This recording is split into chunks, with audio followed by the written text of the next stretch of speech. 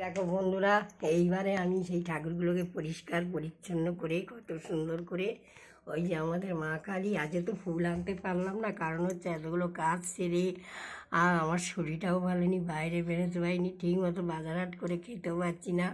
ভগবান আমাকে ভালো করলে আমি আবার বাইরে যাব, গিয়ে এই ফুল টুলগুলো আনবো, ঠাকুর পুজো করি। আমি ভালোবাসি ঠাকুর সাজাতে। এই দেখো লক্ষ্মীনারায়ণগুলোকে কী সুন্দর সাজিয়েছি, তোমরা দেখো।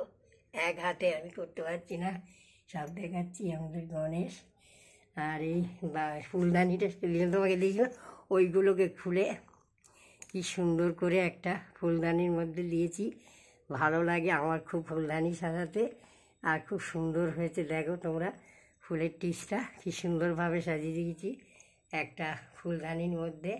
ওখানে নিচে দুটো হাঁস আছে, ওর মধ্যে দিয়ে দিয়েছি। আর ঠাকুর এগুলো ওদের বাবা, আর উপরে এগুলো পরিষ্কার, সব পরিচ্ছন্ন হয়ে পরিষ্কার করে দিয়েছি। দেখো কি সুন্দর লাগছে ওর ঠাকুরকে।